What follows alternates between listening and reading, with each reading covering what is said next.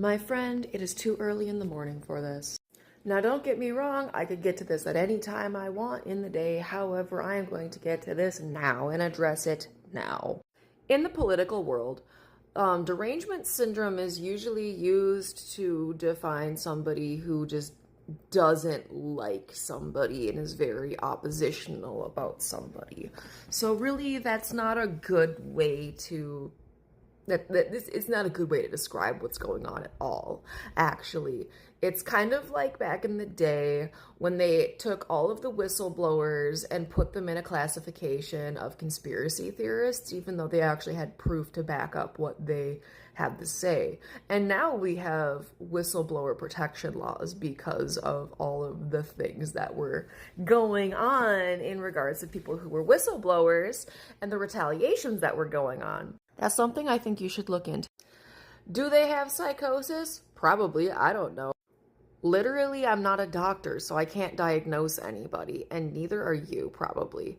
And also, I'm not defending anybody right now. All I am saying is derangement syndrome is the exact same thing as calling somebody a conspiracy theorist just because you don't want to go and do the research. Derangement syndrome is basically not a real thing.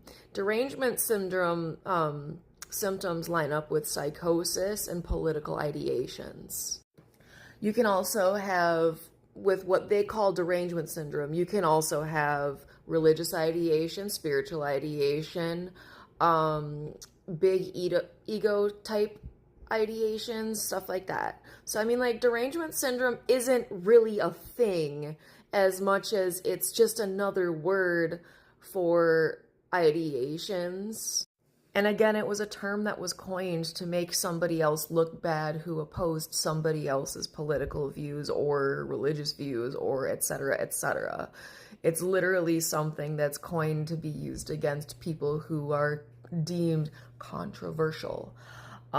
So really you should look into like actual medical terminology, because derangement syndrome, although might be considered a medical term, is not actually a medical condition, because it's like a band-aid diagnosis, similar to like how BPD used to be a band-aid diagnosis for people who didn't want to diagnose people with adult autism or PTSD from medical malpractice, because it would make the doctor look bad for having to go back on their diagnosing.